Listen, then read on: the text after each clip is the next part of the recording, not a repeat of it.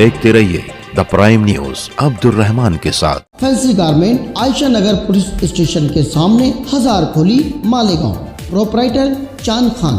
बिलाखिर आज शाम 6 बजे लीडरों, वर्करों, वोटरों और उम्मीदवारों के सर से इलेक्शनी बुखार उतर गया, यानी लोकल बॉडी चुनाव की वोटिंग खत्म हो गई। अब कल ईवीएम मशीन में बंद इन उम्मीदवारों के किस्मत का फैसला होगा। आज हमने वार्ड नंबर 6, वार्ड नंबर 7, 8, 13, 14 और वार्ड नंबर 22 का जायजा लिया।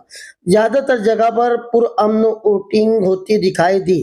मुखालिफ पार्टी के जरिए बोगस शनाख्ती कार्ड तकसीम किए जाने का इल्जाम लगाया गया, जबकि दूसरे एक मामले में 100 मीटर दूर पर लगे आहनी जाली के दाखिली दरवाजे पर किसी खातून पर पुलिस के जरिए सख्ती बरतने की शिकायत मिली। बाकी तमाम इलेक्शनी मराकिज पर पुरअमन तरीके से वोटिंग की गई। नुमाइंदे ने आज शेख उस्मान हाई स्कूल, आजाद नगर की सरकारी school, TM school, survey number 55 की सरकारी school, Garib Nawaz hall, Marathi school Agra road, school number 14, नांदेड़ी स्कूल, छोटी Malegaon high school, Ishaq Munshi town hall, Parsi soda school और स्कूल नंबर 1 का दौरा किया। इन तमाम मकामात पर लोग पुरअमन वोटिंग करते नजर आए। इस बार इलेक्शन यादी में कई बड़ी गलतियां नजर आई, जिसका नुकसान उम्मीदवारों को हो सकता है।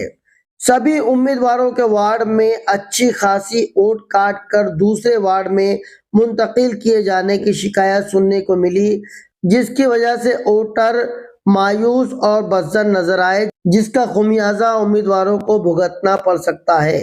इस बार उंगलियों में स्याही लगाने के अमल को लेकर भी उम्मीदवारों में बेइत्मीनानी पाई गई। हर बार बोतल में इलेक्ट्रॉल इंक भरकर मिनी नील पेन ब्रश से इंक लगाई जाती है, स्याही लगाई जाती है, जबकि इस बार यही अमल मार्कर पेन के जरिए अंजाम दिया गया। उम्मीदवारों को लगता है कि मार्कर की स्याही जल्द छूट जाएगी, जिसका फायदा उठाकर बोगस वोट करने वाले अफराद दोबारा वोट डाल सकेंगे।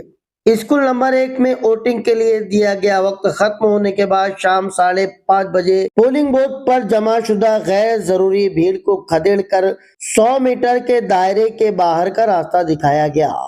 कुछ खट्टी मीठी तीखी नोकझोंक भी सुनाई दी।